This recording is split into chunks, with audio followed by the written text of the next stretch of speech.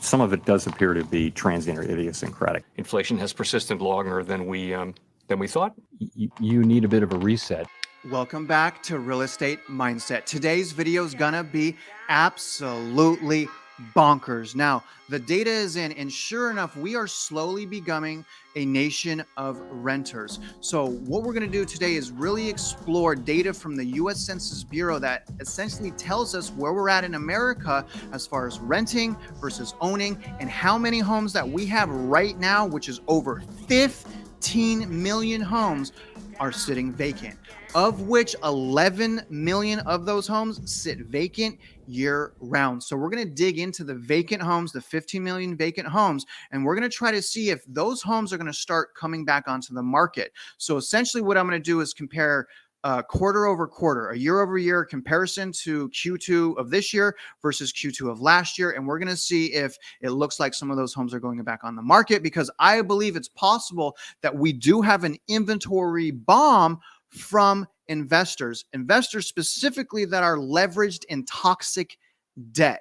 And we're going to look at that today, you guys. We're going to unpack a US Census Bureau report that's titled Quarterly Residential Vacancies and Home Ownership, second quarter of 2022. And I want to show you guys the home ownership rate. This is crazy.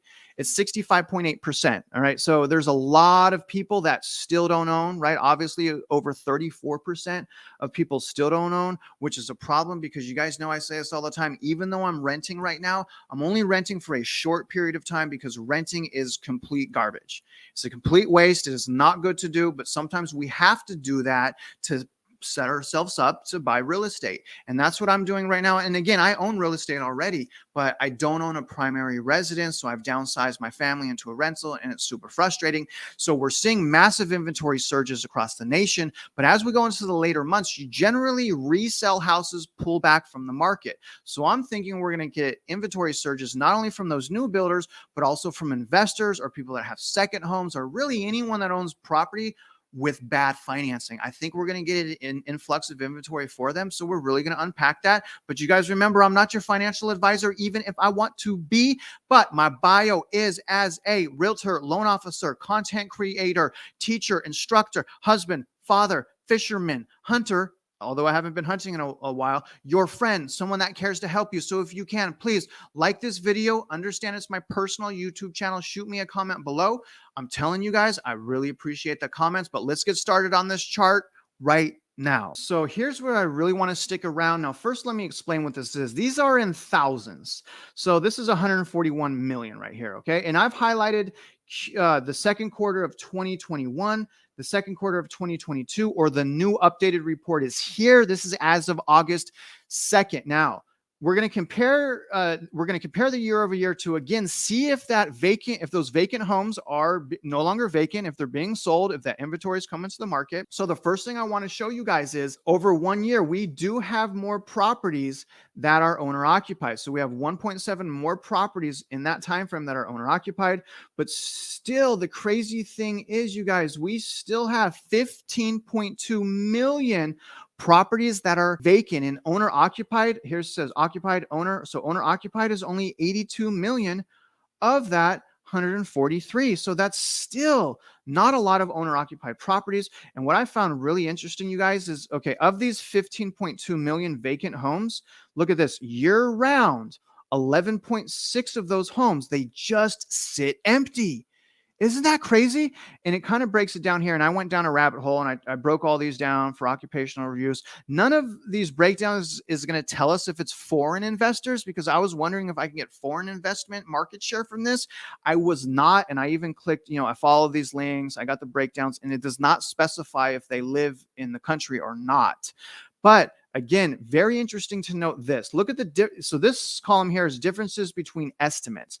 So we're seeing 372,000 less vacant homes, which in my opinion is telling us that, yes, some of these homes are starting to sell. From 1 year earlier, we have less vacant homes. We have less year-round vacant homes, right? Everything is less. Look, less for rent, less for sell only, right? And that's just for sell only, right? So held off market has actually increased. That's interesting. For for occasional use has gone up.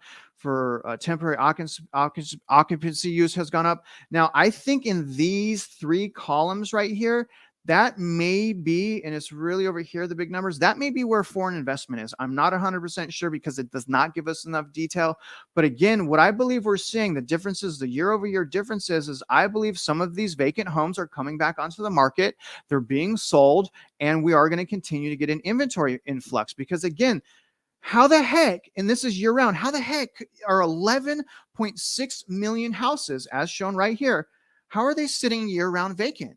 People can't afford that, right? That's no renter. That's vacant. So whoever owns those property, they're losing money on property tax. They're losing money on insurance. They're losing money if they have any type of loan whatsoever. So I believe that this number right here, this year-round vacancy rate, is going to continue to go down every quarter we go from here on out. I think this is going to shrink because I believe these people are going to start selling more of these properties. Again, you guys, there is no crystal ball, but I did want to at least show you guys the updated trends, the updated data. I still can't figure out if it's foreign investors, if it's not foreign investors, but one thing is for sure, the amount of investor involvement in our market is overwhelming. If we just got 10% of those vacant homes, we would have double the inventory almost pre-pandemic. So if we just get 10% of those houses back, they're not being used, we almost double the inventory we had, pre-pandemic. So who's really manipulating the market? I would argue, who the heck owns those houses that are doing nothing? They're doing nothing. It could be second homes, right? It's vacation homes and things like that. But again, we go into a recession, stock market's doing bad, things start doing bad. People aren't going to keep the extra. They're going to start shaving off the fat.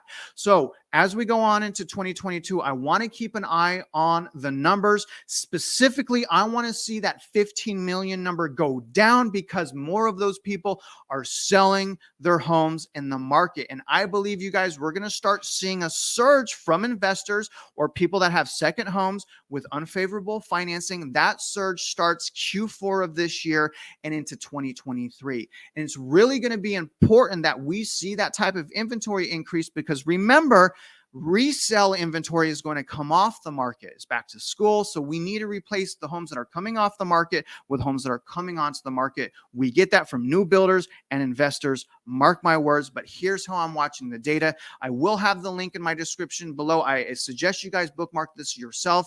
But how shocking is it that over 11 million homes are sitting empty year round and 15 million homes are not even occupied? Right? Isn't that absolutely crazy to you guys? But it is what it is, you guys. I hope you guys got some value from this video. And if you're out there investing in real estate, I wish you luck and I hope you win.